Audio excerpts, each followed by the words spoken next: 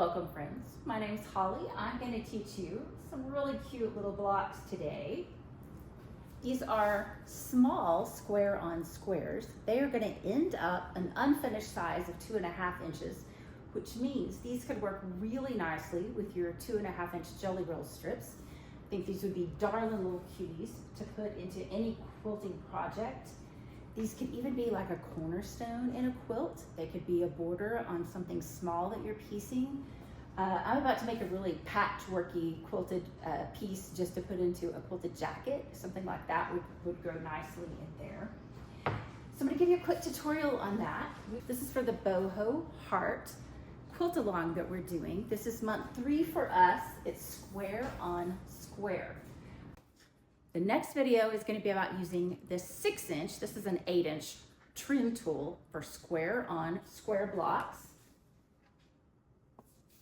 We're going to use this in the next video for the larger square on squares. The 6 inch will finish out the right size for the Kingwell Boho Heart quilt, but the cutting instructions will be different. So don't cut anything yet for those larger blocks. Order the template to cut it with. That's going to be in the description.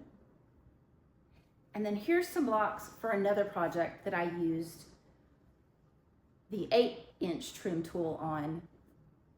These turned out so great. It's so much fun to fussy cut something. Let's see. Oh, this one has a little cat. I loved that one. Okay, so I used the trim tool for a different quilt to make these blocks. And so this is the level of perfection I was expecting when I started making these small square on square blocks. When you trim these up, you get a really nice, just near perfect 1/4 inch, so that when you sew your seam, your points end up right at the edge. That's kind of a goal of those. And that's what the trim tool helps you do better than you could on your own. So when I started to make these blocks, oh my gosh, I misread these directions. So please know that I feel like the way these directions are written in our book, our pattern book, is confusing. And so initially I made a whole pile of them too small. And when they started getting finished, I looked at them and I went, these are too small. These are not an unfinished 2.5 inch block. So I have a whole pile of scraps in the trash can. So we're gonna show you how to do it nice and easy so that you're not confused about this project. After I realized I was making the blocks wrong, I wanted to play around a little bit and see what would happen.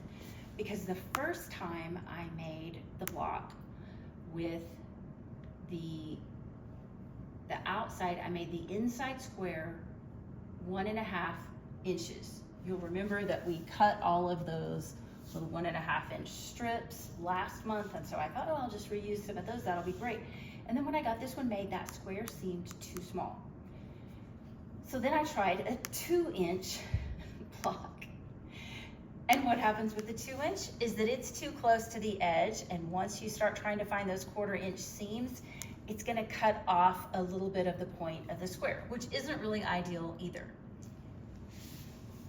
Our instructions in the booklet go back again to a 7/8 inch measurement.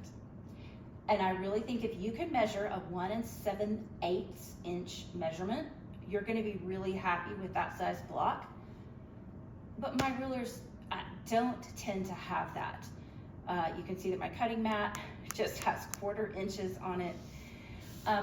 So here's where I've landed. This felt a little small to me. Not that it's not cute and adorable. You can use this 1.5 inch center if you like having more border on the outside. If you want to balance it a little bit more, I did a 1 3/4 inch square.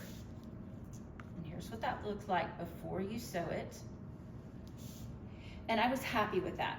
I thought that was a nice balance. I don't have to worry about cutting off the tips of the square when I sew it into my quilt. So that's where I'm landing for this. There is a note in our pattern that says you could do it scrappy if you wanted to. Let me zoom back out here, show you what else I've got going on.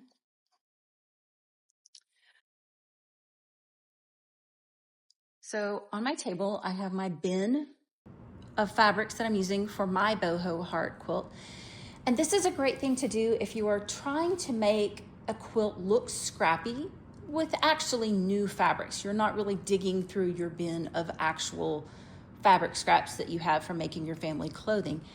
And so what I'm doing is, as I use a fabric, I'm putting it to the back and then pulling it forward so that it just keeps me cycling through all of the fabrics and I'm using all of them.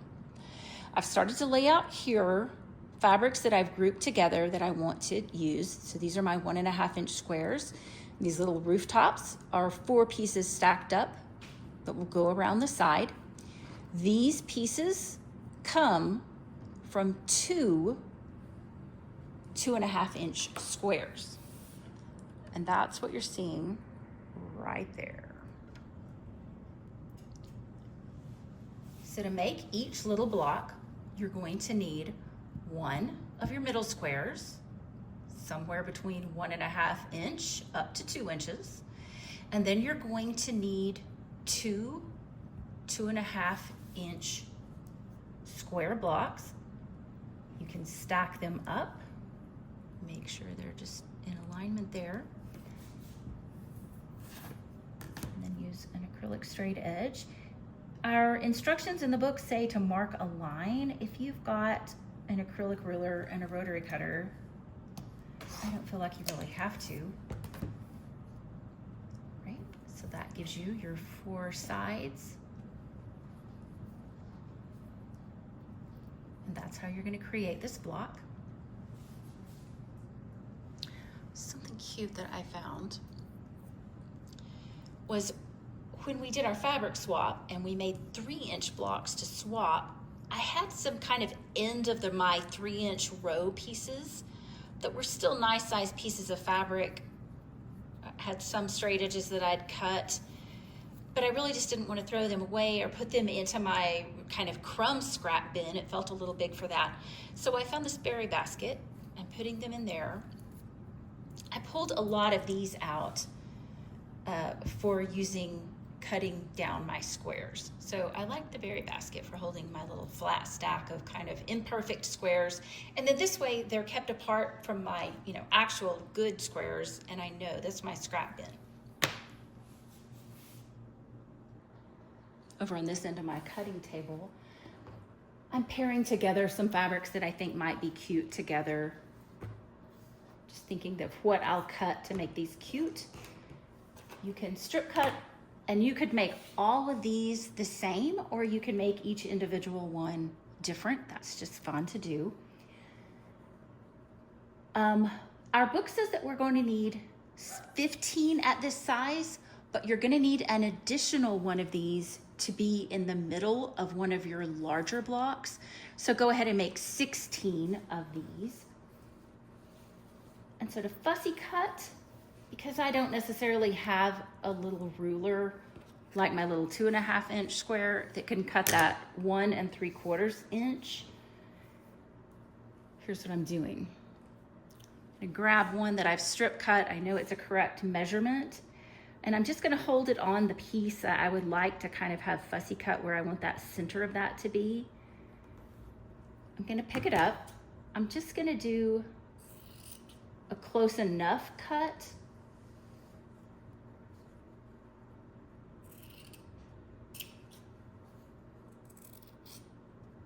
And then I'll go back in with my ruler and get that straight once I've got it on my cutting mat. Quick note, if you have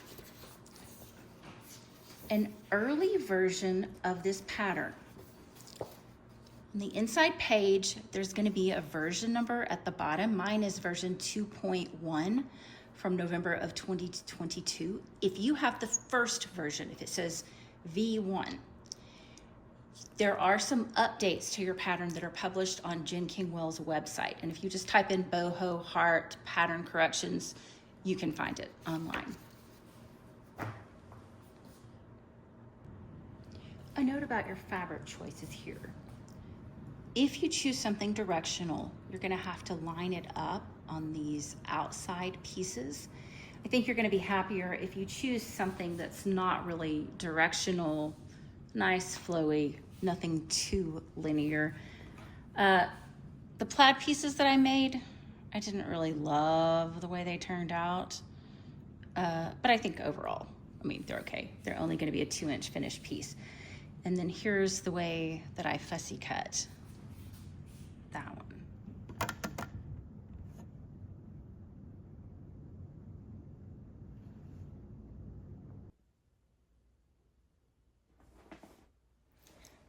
All right, here we go. I'm all set up to sew. I've got a short stitch length on since we're doing patchwork. I've got a foot on that can help me measure a 1/4 inch seam. And then I'm putting right sides together. So initially I'll make sure that things look even on both sides of my square, and I'll flip it square up so I can see where that is as it goes through my machine.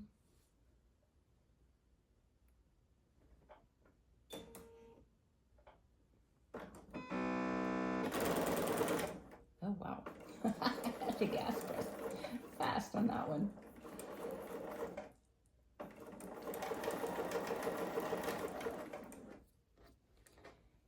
And what I'll do is I'll just continue to chain piece.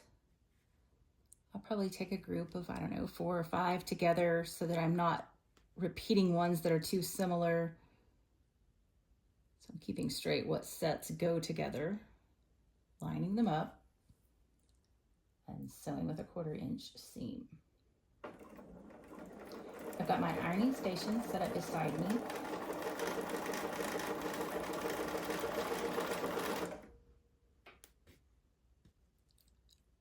And when I've got a few done, I'll take some off of the back of my little group that I've chain pieced there. I'll press open. The seams are pressed away from the center of the square, which will be, they'll open up going that way. Of course, you're welcome to use pins, especially if you feel like your machine tends to move the fabric as it goes through.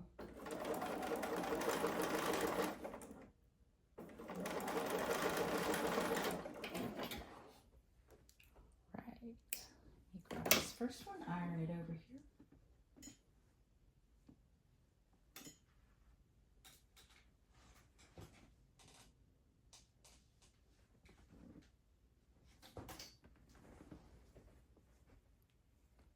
There you have it.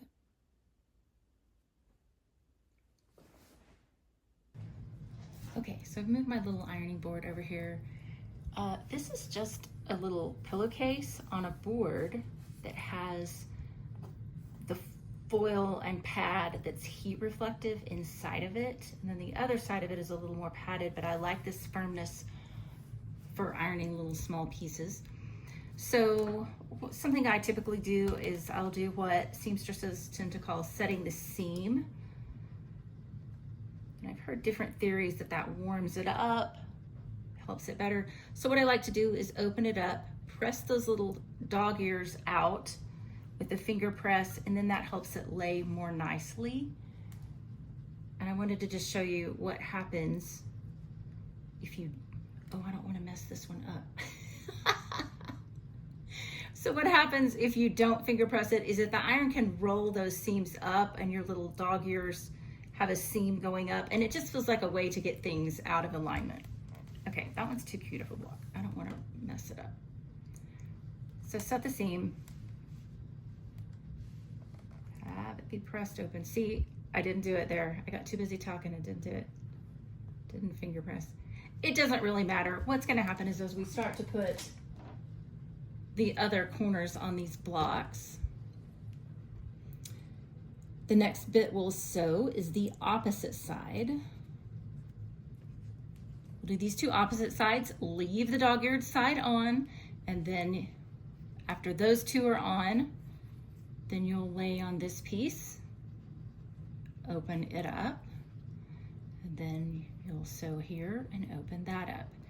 Then you'll end up with your cute little block. You'll press it flat and then trim it up.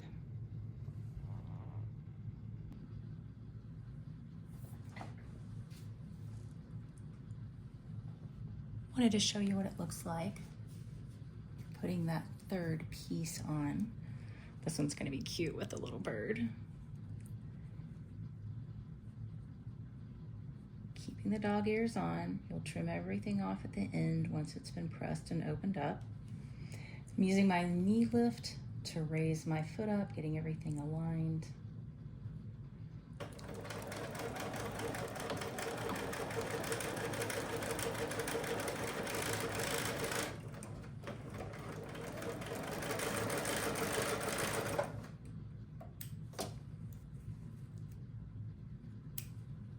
I've been chain piecing the others.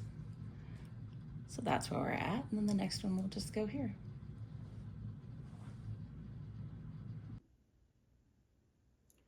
Time to trim up.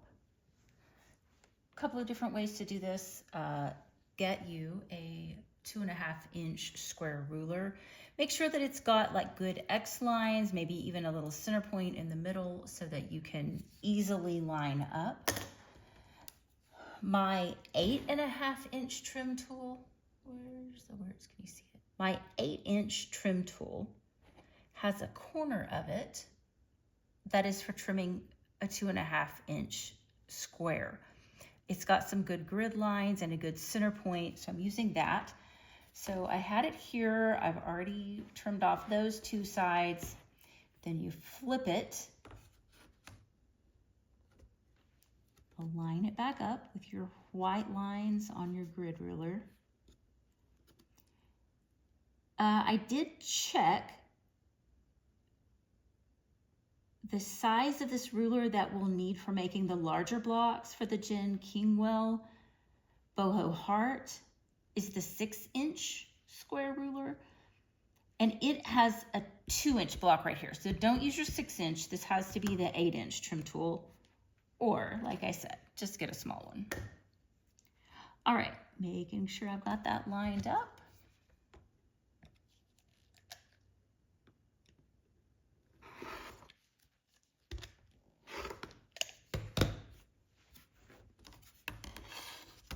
And there you go.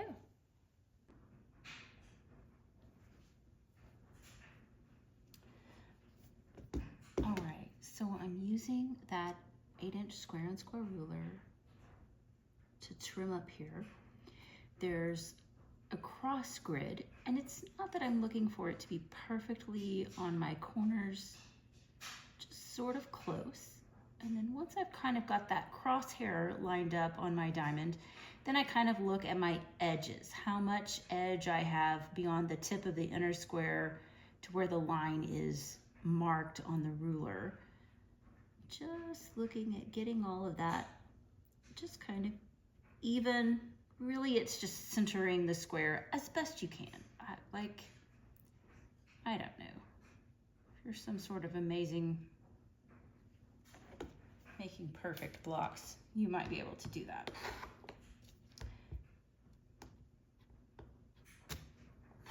But for those of us who live in the real world and don't have perfect blocks, then you'll flip the block, lay it back down. There's a small white line here at the 2.5-inch square line.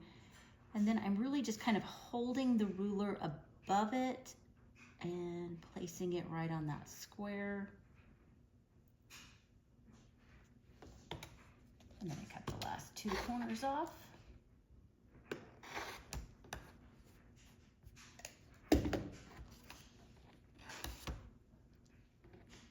There you have it. It is really satisfying to trim all of these up. There's just something about seeing them go from being wonky to just being, I don't know, so cute. Let's see. Where's my bluebird one? Oh, there it is.